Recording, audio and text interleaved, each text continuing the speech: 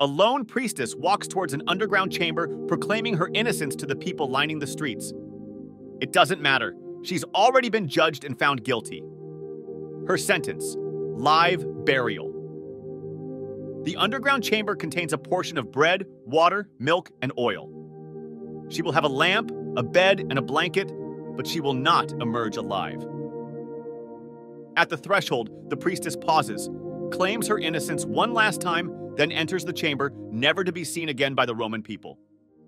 She is one of Rome's 6 Vestal Virgins, each carefully selected as children from Rome's most aristocratic families.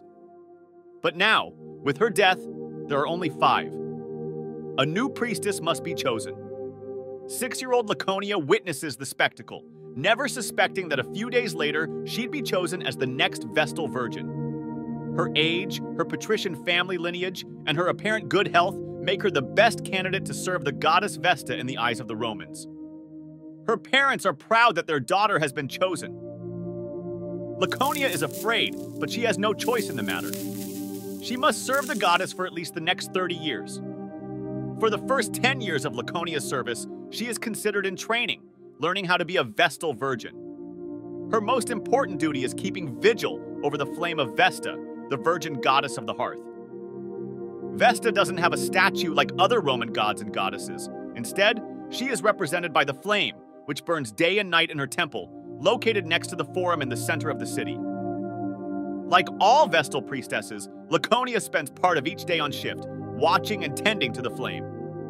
The flame represents 2 things: the continuation of Rome as a power in the world, and the continuing virginity of Vesta's priestesses. For the Romans, a Vestal Virgin's virginity signifies not only her chastity or modest spirit and body, but also her ritual purity. So, Laconia knows she must never let the flame go out.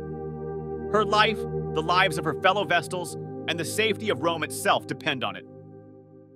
Laconia learns to collect water each day from a nearby fountain to cleanse the temple. She learns the calendar of sacred rituals and watches while the senior priestesses conduct sacrifices. By the time Laconia completes her training, she's 16 years old. Laconia understands that her behavior reflects the goddess she serves. When it's her turn to collect water, she keeps her eyes lowered to the ground. When she performs sacrifices, she focuses intently on the task. Laconia directs her energy toward being the best priestess she can be. She's worried that someday the state will claim her life for its own purposes, to protect itself from danger. Laconia could be accused of unchastity at any time and be sacrificed, whether she's innocent or guilty. Laconia fully understands now why her predecessor was buried alive. 10 years ago, the flame of Vesta went out. The priestesses knew they couldn't keep it a secret. The future of Rome depended on it. They went to the chief priest, and he opened an investigation to discover why the flame had failed. Someone came forward and claimed that one of the Vestals was no longer a virgin. That was the beginning of the end. The accused protested her innocence, but it wasn't enough.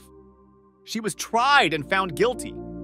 That Vestal's death was meant to protect the city. But Laconia weeps for what has been lost and for what she knows now. Her own path was paved by the death of another, and her life could be taken just as easily for something as simple as a flame going out.